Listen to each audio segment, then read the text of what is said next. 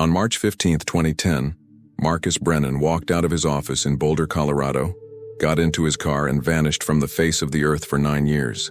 If you want to discover how an ordinary man completely erases his own existence, why he did it, and what devastating truth was hidden behind every decision, subscribe to this channel right now. Here you'll follow complete investigations from day one to the final second, and understand how impossible cases finally find their answers. Because every story we tell here is about real people, irreversible decisions, and consequences that nobody saw coming. Marcus Brennan was 42 years old that March afternoon, a respected civil engineer, married to Helen for 15 years, father to Adrian then 13 and Claire 10.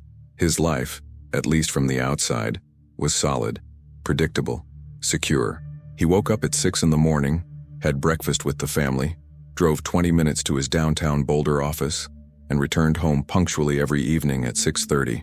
The neighbors knew him as the guy who mowed his lawn every Saturday, who waved from his driveway, who helped carry groceries when he saw someone struggling with bags. That Monday started like any other. The sky over Boulder was heavy with gray clouds, typical for mid-March in Colorado, when winter hasn't quite released its grip and spring is still just a promise. Marcus kissed Helen goodbye at the door. She remembers that detail because it was so ordinary, so routine, so impossibly normal for what would become the last time she'd see her husband for nearly a decade. At the office, Marcus spent the day reviewing blueprints for a commercial project in Denver. His colleagues would later tell investigators he seemed fine, maybe a bit quiet, but Marcus had always been reserved. He ate lunch at his desk, a sandwich Helen had packed that morning. He attended a 2 o'clock meeting. He answered emails. At 5:15, he shut down his computer, grabbed his jacket, and walked out into the parking lot. And that's where the known world ends and the mystery begins. 48 hours later, Helen Brennan filed a missing person report with the Boulder Police Department. By then, panic had already carved itself into her bones. Marcus hadn't come home Monday night. His phone went straight to voicemail. She'd called his office, his friends, even the hospitals, nothing. On Tuesday morning, she drove to his workplace and found his car still sitting in the parking lot where he'd left it the day before. The car itself told a strange story. The doors were unlocked. Marcus's wallet sat on the passenger seat, his driver's license visible through the clear plastic window. His cell phone was in the center console, battery dead. His jacket, the one colleagues had seen him carrying, was draped across the back seat. Everything a person needs to exist in modern society, all the pieces of identity we carry without thinking, were right there. But Marcus himself had simply dissolved into the cold Colorado air. The Boulder Police Department opened the investigation immediately. Detective Lena Cortez, a 12-year veteran with a reputation for thoroughness, took the lead. She was a woman who believed that every disappearance has a logic to it, even when that logic seems invisible at first. People don't just vanish, she would say. They leave traces. They make choices. The trick is finding the pattern in the chaos. The first 48 hours of any missing person case are critical, and Cortez knew it. She assembled a team. They canvassed the area around Marcus's office, knocked on doors, reviewed security footage from nearby businesses. One camera mounted outside a coffee shop 2 blocks from Marcus's workplace captured something. At 5:23 p.m. on March 15th, a figure matching Marcus's description walked past, heading north on Pearl Street. He was alone. His hands were in his pockets. He wasn't running. He wasn't looking over his shoulder. He was just walking, like a man with somewhere to be. That image, grainy and imperfect, would haunt the investigation for years. Because after that, Marcus Brennan disappeared from every camera, every witness statement, every piece of evidence. It was as if he'd walked to the edge of the world and stepped off. Helen couldn't understand it. In those first days, she operated on adrenaline and denial, convincing herself there had to be a rational explanation.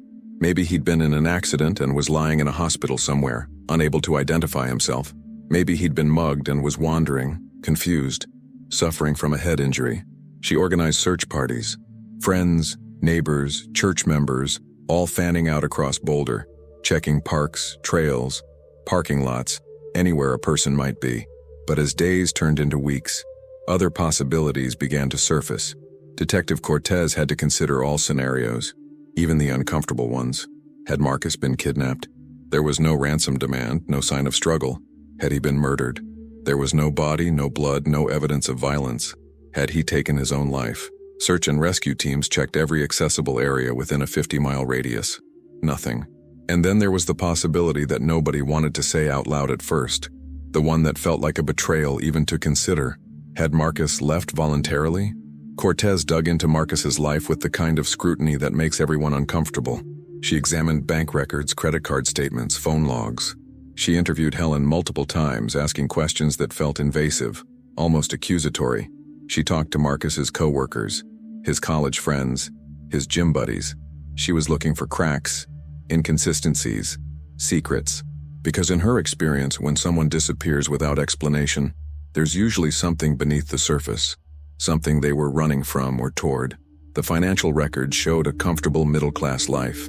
Marcus earned $78,000 a year.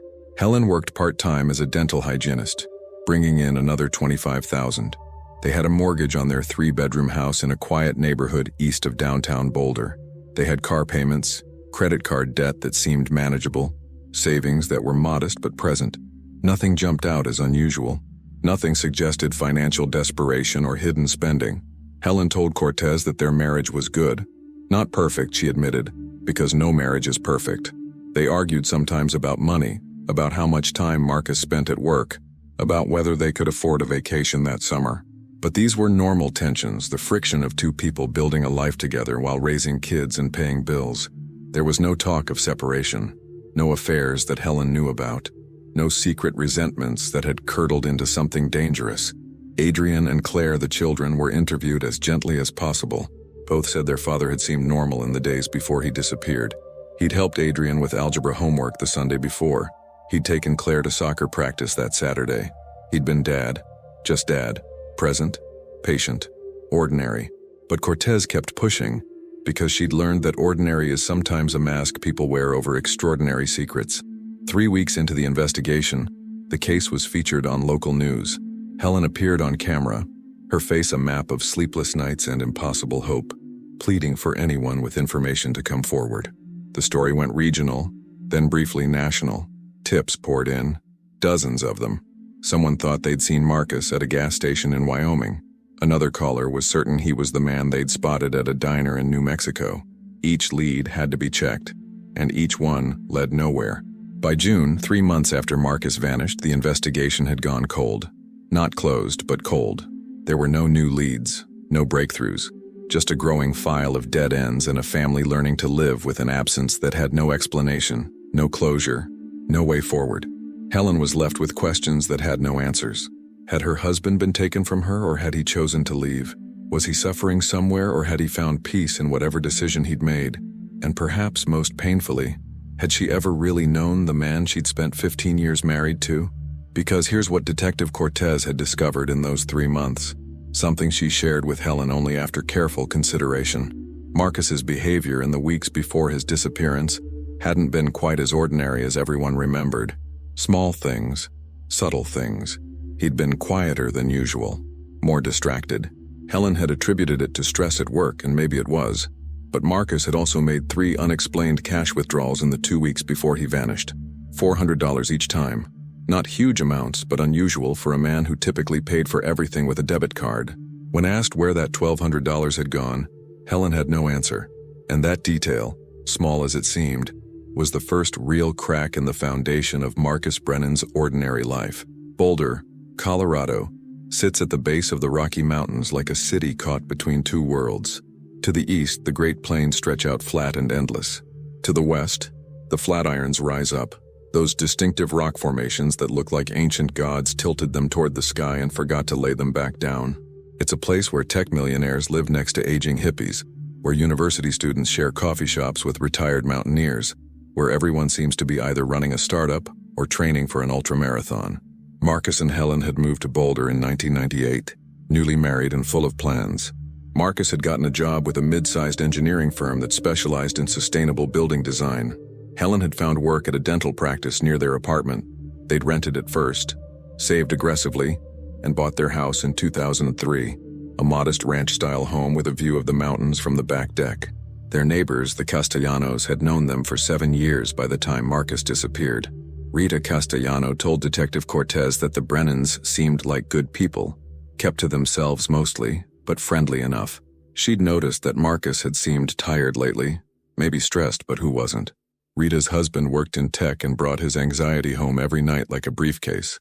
That was just life in Boulder, she said. Everyone was striving, climbing, pushing towards something. But there was one thing Rita remembered that stuck with Cortez. About 2 months before Marcus vanished, Rita had been taking out her trash around 10 at night when she'd seen Marcus sitting in his car in the driveway. The engine was off. He was just sitting there in the dark, staring straight ahead. She'd waved, but he didn't seem to notice. She'd gone inside and thought nothing of it until Marcus disappeared. Then that image took on a different weight. A man sitting alone in a dark car staring at nothing, or maybe at everything he was about to lose.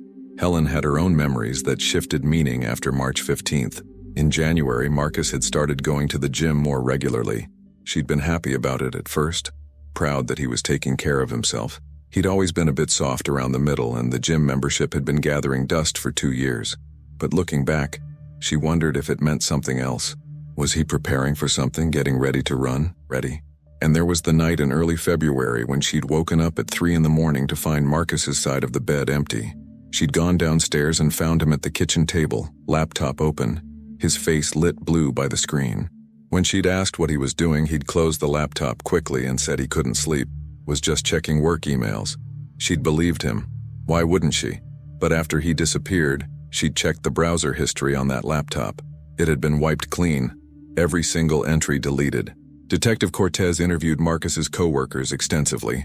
At Vertex Engineering, where Marcus had worked for 12 years, he was known as reliable but unremarkable. He did good work, met his deadlines, didn't cause problems. His supervisor, Gerald Vance, described Marcus as competent but not ambitious. He'd been passed over for a promotion the previous year, but Vance said Marcus had taken it well. No hard feelings, no resentment. But Marcus's deskmate, a younger engineer named Troy Jennings, told Cortez something different. In the months before Marcus disappeared, Troy had noticed changes. Marcus had started taking phone calls outside, walking to the parking lot to talk where nobody could hear. When Troy had joked about it once, asked if Marcus was having an affair, Marcus had gone pale and said no. It was just his brother, family stuff, nothing important. The thing was, Helen had told Cortez that Marcus didn't have a brother. He was an only child. His parents had died in a car accident in 2004, and he had no siblings, no close family beyond Helen and the kids. So who had Marcus been talking to? Cortez pulled Marcus's phone records. In the 60 days before his disappearance, there were 47 calls to and from a number with a 303 area code, Denver. The calls lasted anywhere from 2 minutes to 23 minutes. The number was registered to a prepaid cell phone, purchased with cash at a convenience store, untraceable to any individual. That phone had gone silent the same day Marcus disappeared and never been used again. This was the revelation that changed everything Cortez thought she knew about the case. Marcus Brennan hadn't just vanished into thin air. He'd been in contact with someone, regularly, secretly, in the weeks leading up to his disappearance. Someone who'd been careful enough to use an untraceable phone. Someone who'd stopped communicating the instant Marcus went missing. Which meant this wasn't a random tragedy. It wasn't a sudden impulse. Whatever happened to Marcus Brennan on March 15, 2010, had been planned. And he hadn't been planning it alone. The discovery of those 47 phone calls changed the entire trajectory of the investigation. Detective Cortez now had evidence that Marcus Brennan's disappearance wasn't spontaneous. It was orchestrated. But by whom and why? Cortez requested a warrant to dig deeper into Marcus's financial history, going back not just months, but years. What she found painted a picture that nobody in Marcus's life had seen, or maybe nobody had wanted to see. Starting in 2008, Marcus had begun making unusual transactions. Small amounts at first, $50 here, $100 there. Always cash withdrawals from ATMs scattered across Boulder and Denver. By 2009, the amounts had increased, $300, $500, sometimes $1,000. Over 18 months, Marcus had withdrawn nearly $42,000 in cash, money that had simply vanished into whatever secret life he'd been living parallel to his regular one. When Cortez showed Helen the records, Helen's face went white. She'd had no idea. They had a joint checking account, but Marcus handled most of the finances. He paid the bills, balanced the checkbook, managed their modest investments. Helen had trusted him completely. Now that trust felt like naivety. like she'd been sleepwalking through her own marriage. But where had the money gone? Cortez had theories: gambling debts, drug addiction, blackmail, an affair, another family. The possibilities were endless, and each one felt like a betrayal. Helen refused to believe Marcus had been using drugs. He barely drank alcohol, never even smoked marijuana in college. An affair seemed more plausible, but $42,000 was a lot to spend on a mistress, and there was no evidence of hotel rooms or suspicious credit card charges. Gambling, though, that resonated differently. Cortez started asking new questions. Did Marcus ever go to casinos? Did he bet on sports? Did he play poker? Helen thought hard and remembered something she'd dismissed as unimportant. About 3 years earlier, Marcus had gone to Las Vegas for a work conference. He'd come back energized, almost manic, talking about how amazing the city was, how alive everything felt.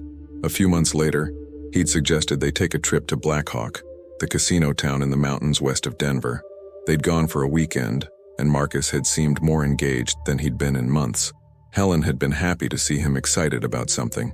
After that, Marcus had mentioned going back to Black Hawk a few times, always casually, always framing it as a fun getaway. Helen had said no most times. They couldn't afford it. The kids had school. There were bills to pay. She'd assumed Marcus had let it go. But what if he hadn't? What if he'd been going anyway, alone, telling Helen he was working late or visiting a friend? Cortez made calls. She contacted every casino in Black Hawk and Central City, sent them Marcus's photo, asked if anyone recognized him. 2 weeks later, she got a hit. The Golden Gate Casino in Black Hawk confirmed that Marcus Brennan had been a regular visitor. The security manager remembered him because Marcus had once left his driver's license at a blackjack table, and the staff had to track him down in the parking lot. The casino couldn't provide exact figures for how much Marcus had won or lost.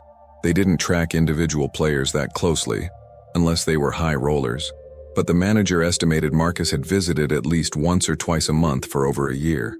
Sometimes he'd stay for a few hours. Other times he'd be there until 2 or 3 in the morning. This was the man Helen thought she knew. The man who came home at 6:30 every evening. The man who helped with homework and mowed the lawn and attended parent-teacher conferences. Except he'd been living a completely different life in the margins, in the hours he'd carved out through lies. Cortez also discovered something else. Something that made the entire picture even darker. In January 2010, 2 months before Marcus disappeared, Helen and Marcus had refinanced their house. They'd taken out a home equity line of credit for $35,000. Marcus had told Helen they needed it for home repairs, maybe a new roof, some updates to the kitchen. Helen had signed the papers without hesitation, but no repairs were ever made. The $35,000 had been deposited into their joint account and then, over the course of 6 weeks, withdrawn in cash increments. All by Marcus. All gone. When Cortez showed Helen this evidence, Helen broke.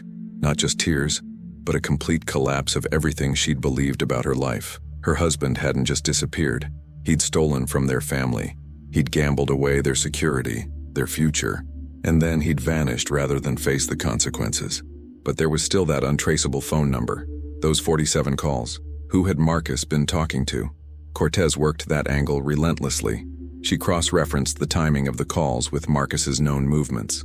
Several calls had been made from the area near Black Hawk, others from downtown Denver, from neighborhoods known for underground poker games and illegal betting operations. And then Cortez found it, the detail that cracked everything open. On March 10th, 5 days before Marcus disappeared, he'd made a cash deposit of $18,000 into the joint account.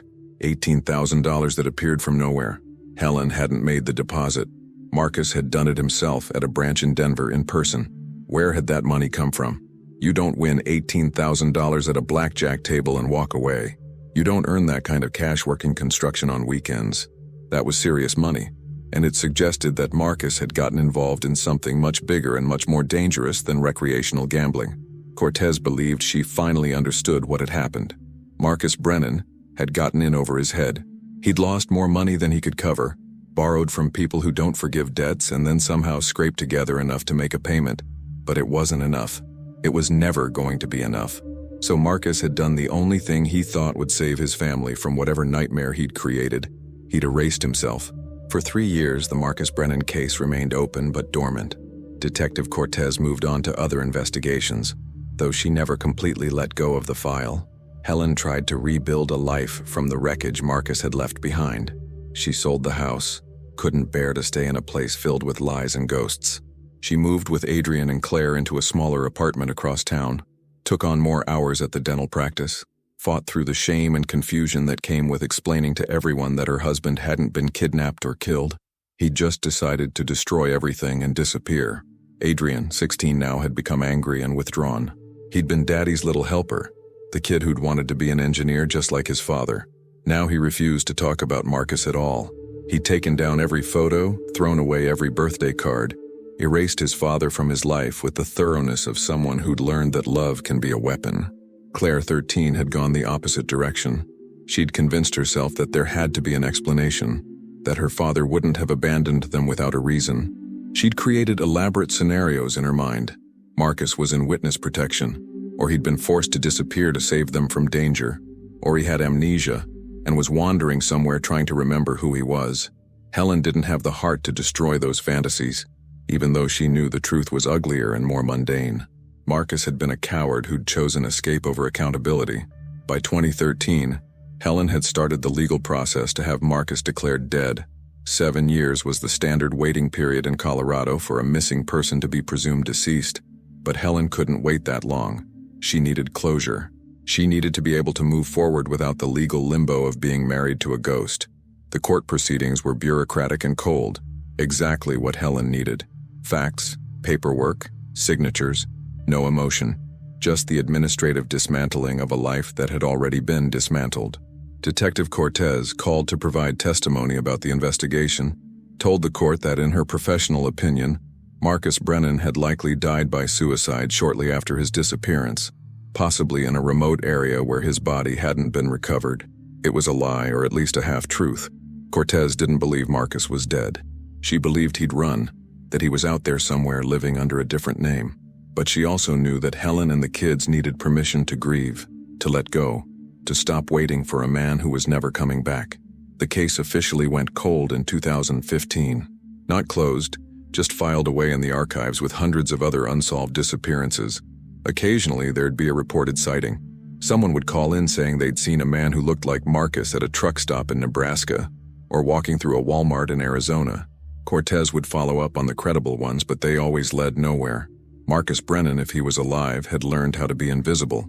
Then came April 2019, 9 years after Marcus walked away from his life. The Boulder Police Department had recently upgraded its systems, integrating with a national database that used facial recognition technology to cross-reference missing persons with driver's license photos, security camera footage, and arrest records across the country.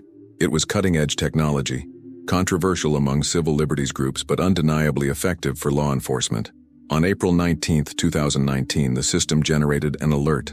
A driver's license photo from Durango, Colorado, matched the facial recognition parameters for Marcus Brennan with an 87% probability. The license had been issued 3 months earlier in January 2019 to a man named Thomas Wade, age 49, with an address in Durango. The alert landed on Detective Cortez's desk at 9:15 in the morning. She stared at the screen for a long time, not quite believing what she was seeing. The photo showed a man who looked like Marcus might look after 9 years of aging. Thinner face, grayer hair, deeper lines around the eyes. But the bone structure was right. The shape of the nose, the set of the ears. It could be him.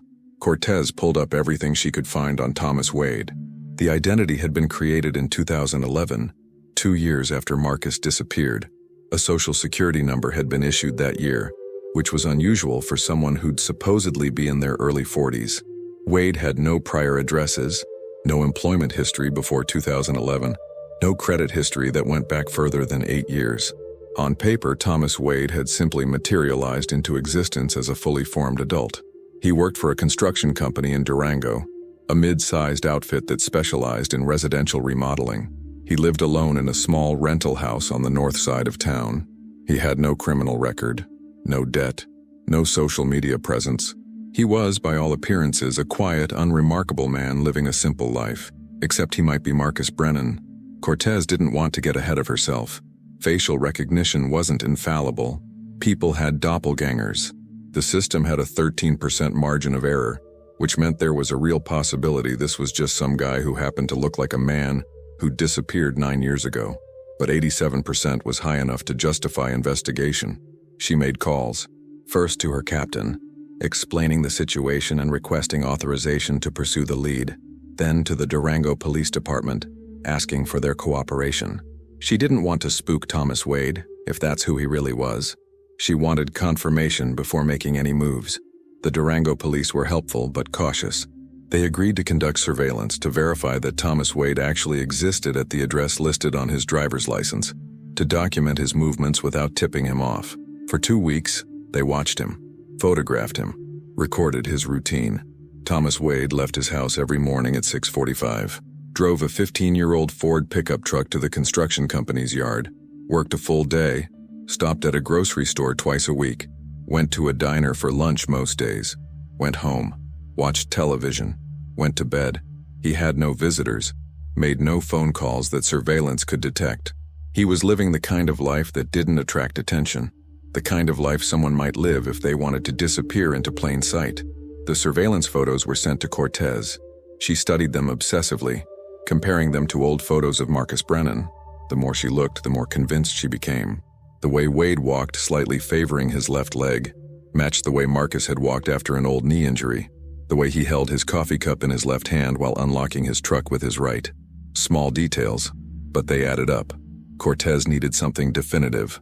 She couldn't just knock on Thomas Wade's door and ask if he was Marcus Brennan. If he was, and if he'd gone to the trouble of creating a new identity, he'd run the moment he sensed law enforcement.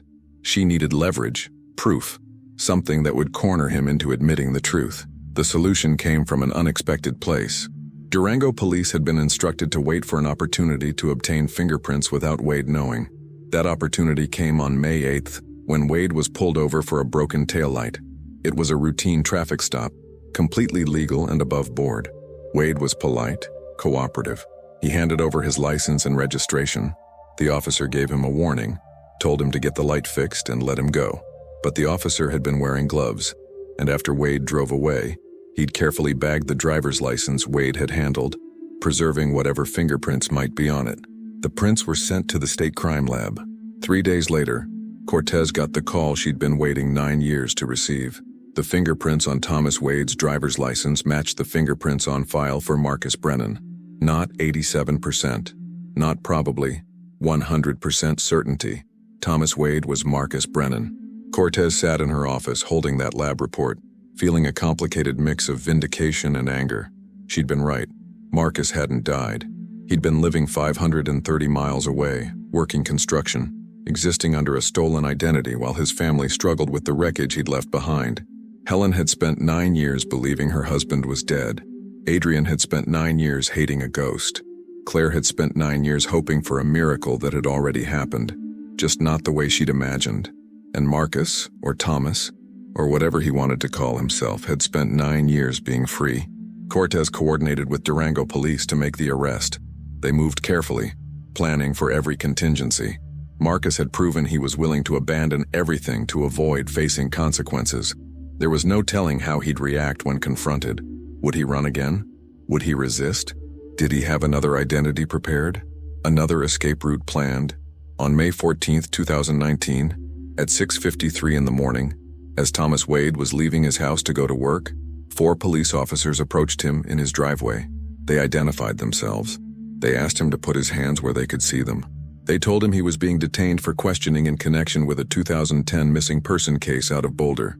Thomas Wade froze. For a moment, he looked like he might bolt, his body tensing, his eyes darting toward the truck, calculating distances and possibilities, but then something in him seemed to collapse. His shoulders sagged. His face went slack. He raised his hand slowly and said in a voice that was barely a whisper, 5 words that confirmed everything. I knew this would happen. Marcus Brennan sat in an interrogation room at the Durango Police Department, wearing the same work clothes he'd put on that morning, jeans and a flannel shirt with the construction company logo stitched above the pocket. His hands were cuffed in front of him, not because he'd been violent or resistant, but because protocol demanded it. He stared at the table, at his own reflection in the metal surface, and waited. Detective Lena Cortez had driven 530 miles overnight. She'd left Boulder at 11 p.m. the night before. The moment she'd gotten confirmation that Marcus was in custody, and she'd driven through the darkness with her mind racing through 9 years of questions that might finally get answers. She'd stopped once for gas and coffee, then pushed through, arriving in Durango at 7:45 in the morning. When she walked into that interrogation room and saw Marcus Brennan for the first time in 9 years, saw him alive and breathing and real, she felt something she rarely allowed herself to feel in her work. Pure, unfiltered anger. She sat down across from him, placed a folder on the table, looked at him until he finally raised his eyes to meet hers. "Marcus Brennan," she said. Not a question, a statement, an accusation. He nodded slowly. "Yeah, that's me." His voice was different than she remembered from the interview recordings, raspier, worn down by years of manual labor and probably cigarettes. But it was him, unmistakably him. Cortez read him his rights. Marcus waived his right to an attorney, which surprised her. Most people in his situation would lawyer up immediately, but Marcus seemed almost relieved, like he'd been carrying something heavy for so long that putting it down, even if it meant prison, was preferable to carrying it another day. "Where do you want me to start?" Marcus asked. "The beginning," Cortez said. "March 15th, 2010. What happened?" Marcus took a breath, let it out slow. Then he started talking. He told her about the gambling, how it had started as entertainment, something fun to do once in a while, a way to feel alive in a life that had become routine and predictable. He'd won some money early on, a few $1,000s at blackjack, and that had hooked him, made him believe he had a system, a talent, an edge. But the wins had dried up. The losses had mounted. He'd started chasing his losses, the classic gambler's mistake, betting bigger to win back what he'd already thrown away. He'd maxed out credit cards Helen didn't know about. He'd taken cash advances. He'd borrowed from friends, telling them it was for car repairs or medical bills, lies that came easier the more desperate he became. By early 2009, Marcus owed $73,000 to various creditors, including $18,000 to 2 men he'd met through underground poker games in Denver. Those men were not the kind you could ignore.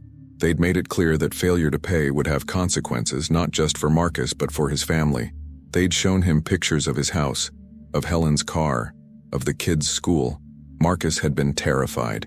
He'd refinanced the house, withdrawn their savings, liquidated everything he could touch. He'd made payments when he could, but the interest was crushing and the threats kept coming. By March 2010, he'd realized there was no way out. He couldn't pay what he owed. He couldn't tell Helen the truth. He couldn't go to the police because he'd gotten involved with people who made their living outside the law. So he'd made a plan. The 47 phone calls Cortez had found were to a man Marcus had met in Denver, someone who specialized in creating new identities for people who needed to disappear.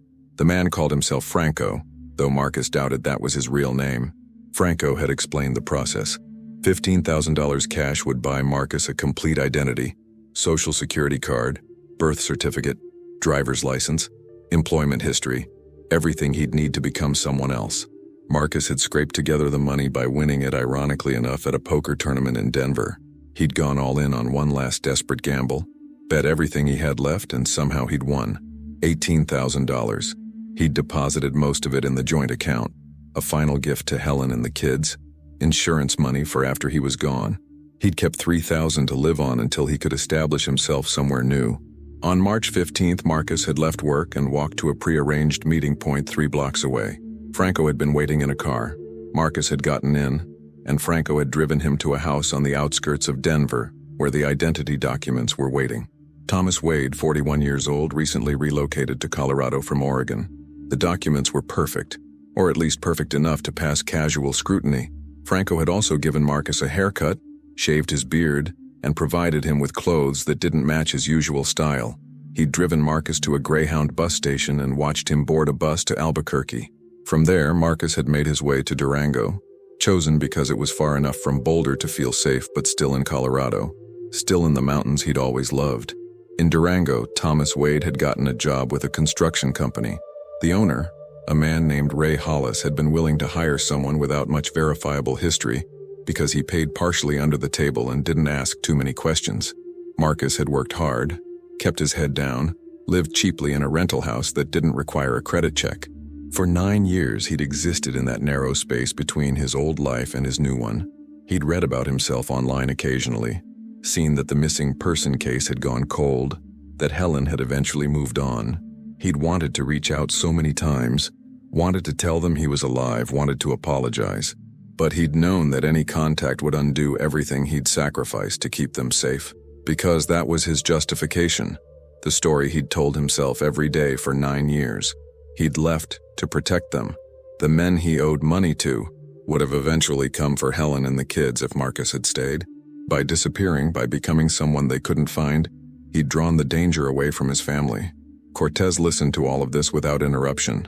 When Marcus finally stopped talking, she opened the folder she'd brought and pulled out a photograph.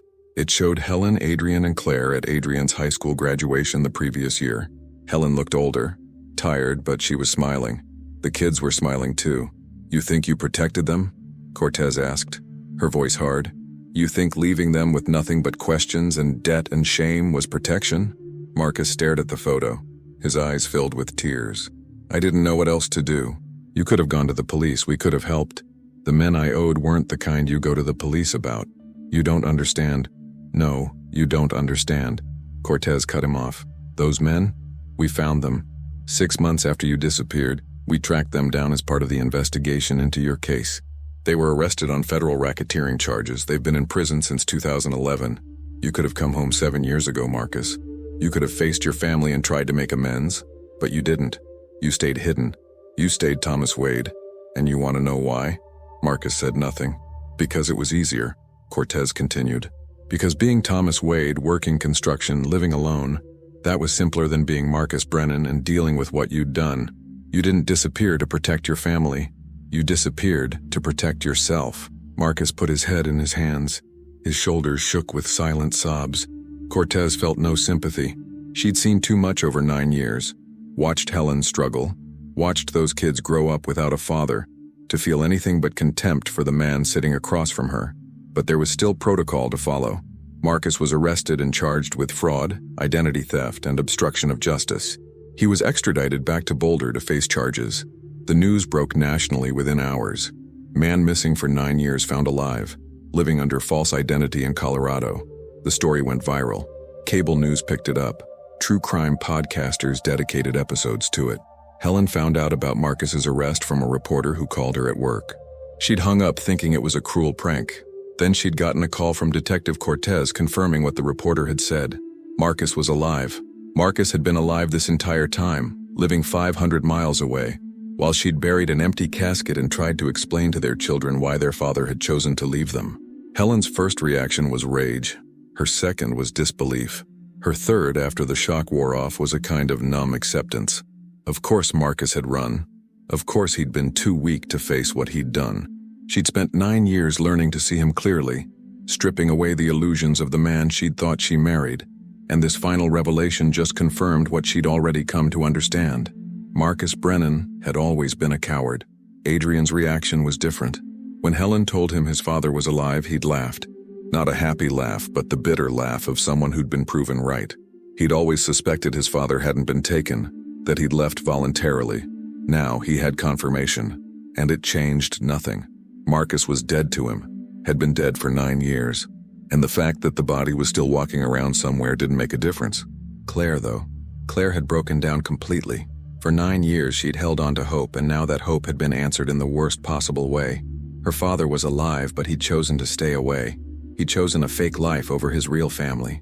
The fantasy she'd constructed, the belief that her father had sacrificed himself to save them, shattered into something uglier and more painful than death ever could have been. Cortez arranged for Helen to see Marcus if she wanted to. Helen thought about it for 3 days. Part of her wanted to confront him, to make him look her in the eye and hear what his choice had cost them. But another part of her, the part that had already done the work of grieving and moving forward, knew there was nothing Marcus could say that would matter. In the end, she declined. She didn't need his explanations or his apologies. She needed him to disappear again, this time permanently, and let her continue the life she'd built from the ruins he'd left behind. But there was one thing Helen needed to know, one question that had haunted her for 9 years. She asked Cortez to ask Marcus for her. Had he ever loved them? Had any of it been real? Cortez relayed the question during one of the follow-up interviews. Marcus had looked stricken, devastated.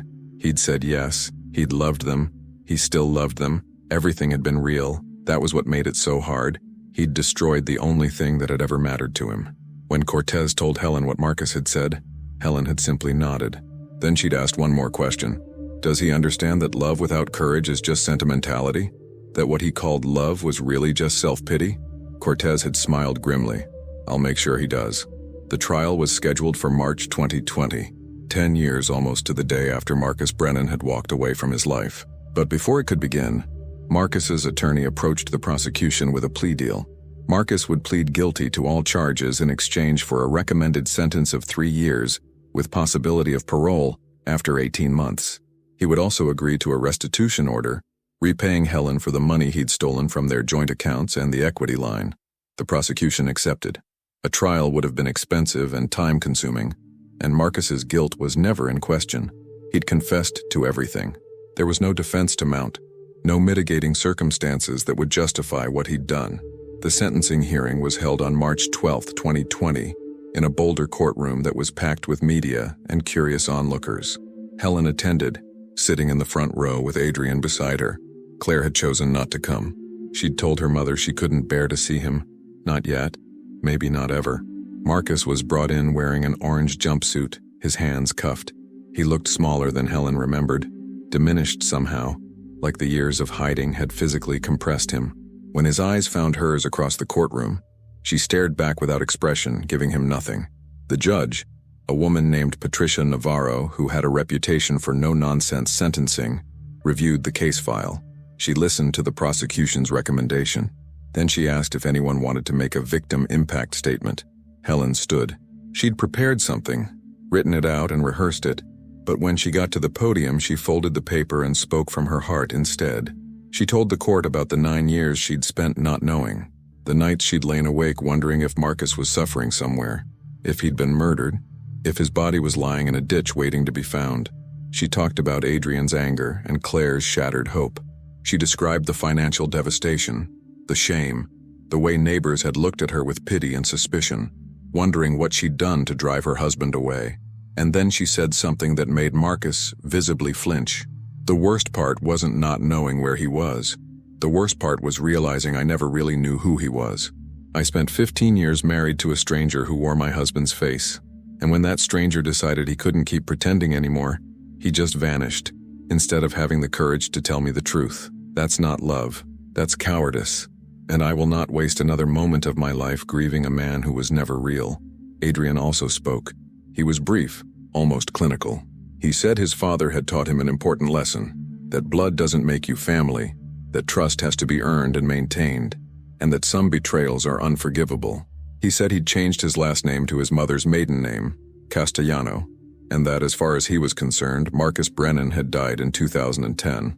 This man in the orange jumpsuit was just a stranger wearing his father's face. Judge Navarro listened to everything. Then she turned to Marcus and asked if he had anything to say. Marcus stood slowly. His lawyer had advised him to keep it brief, express remorse and sit down. But Marcus had something he needed to say, something that had been eating at him since his arrest. I want to tell you all the truth, he began, his voice shaking. The real truth, not the story I've been telling myself for 9 years. His attorney put a hand on his arm, trying to stop him, but Marcus shook him off. I didn't leave to protect my family from the men I owed money to. That was a lie I told Detective Cortez, and I told it because it made me sound noble, like I'd made a sacrifice. But the truth is simpler and uglier than that. I left because I was a coward. I'd destroyed everything through my own selfishness and weakness, and I couldn't face the consequences. I couldn't look at Helen and admit what I'd done. I couldn't watch my kids lose respect for me. So I ran. I chose the easy way out, and I told myself it was for them when really it was always for me. The courtroom was silent. Even the reporters had stopped typing. Marcus turned to look at Helen directly. You asked Detective Cortez if I ever loved you. I did. I do. But you're right that love without courage is just sentimentality. I loved you the way a child loves, selfishly, wanting comfort without responsibility. I never grew up. I never learned to love you the way you deserved, with honesty and sacrifice and strength, and by the time I realized that, it was too late. I'd already destroyed everything. He sat down. His attorney looked stunned. Confessing in open court to being a coward wasn't typically part of a defense strategy. Judge Navarro looked at Marcus for a long moment. Then she delivered her sentence. 3 years in state prison, eligible for parole after 18 months, restitution of $47,000 to be paid to Helen Brennan, and a permanent restraining order prohibiting Marcus from contacting Helen, Adrian, or Claire without their explicit written consent. "Mr. Brennan," the judge said, "you made choices that destroyed your family and wasted considerable law enforcement resources. You will serve your time, you will pay your debt, and then you will have to live with what you've done for the rest of your life. I hope you use that time to become the man you should have been 10 years ago." Court is adjourned. Marcus was led away. Helen watched him go, feeling nothing. No satisfaction, no closure, just a quiet certainty that this chapter was finally truly over. Outside the courthouse, reporters swarmed Helen and Adrian. Helen made a brief statement, thanking Detective Cortez and everyone who'd helped search for Marcus years ago. She said her family was moving forward and asked for privacy. Then she and Adrian walked to their car and drove away. In the car, Adrian asked his mother if she was okay. Helen thought about the question. Was she okay? She'd lost 9 years to a lie. She'd raised 2 children alone. She'd rebuilt a life from nothing. And now she knew the truth, and the truth was exactly as ugly as she'd suspected. "Yeah," she finally said. "I think I am." Because here's what Helen had learned in those 9 years. You don't need someone else to complete you. You don't need answers to every question. You don't need closure from people who are incapable of giving it. Sometimes you just need to accept that some people are broken in ways you can't fix, and the healthiest thing you can do is let them go and build something better without them. Marcus served 18 months and was released on parole in September 2021. He moved to a halfway house in Denver, got a job in construction under his real name, and began making monthly restitution payments to Helen. He never tried to contact his family. The restraining order prevented it. But even if it hadn't, he understood that some doors once closed can never be opened again. Claire eventually agreed to therapy, working through the complicated grief of having a father who was alive but absent by choice. It took years, but she slowly rebuilt her sense of self, learning that her worth wasn't determined by her father's failures. Adrian thrived. He graduated college, became a teacher, and married a woman who loved him for exactly who he was. He never spoke about Marcus, never acknowledged the man's existence. As far as Adrian was concerned, he'd been raised by a single mother who'd given him everything, and that was his story. And Helen? Helen continued building the life she'd started building the day Marcus disappeared. She eventually started dating again, cautiously, learning to trust in small increments. She bought a small house with a view of the mountains. She planted a garden. She lived. The Marcus Brennan case was officially closed, the mystery solved, the questions answered. But the real story wasn't about where Marcus had gone or why he'd left. The real story was about what Helen and her children had done with the wreckage he'd left behind. They'd survived. They'd persevered. They'd proven that sometimes the people who disappear aren't the ones who matter most. Sometimes it's the people who stay, who face the hard truth and keep going anyway, who write the ending that matters. If this story moved you, if it made you think about courage and consequences and the choices we make when nobody's watching, subscribe to this channel right now. Leave a comment telling us what you think. And watch our next episode, because we're diving into another case that will challenge everything you believe about family, loyalty, and the lies we tell ourselves to survive. Sometimes the truth doesn't set you free. Sometimes it just shows you who you've always been.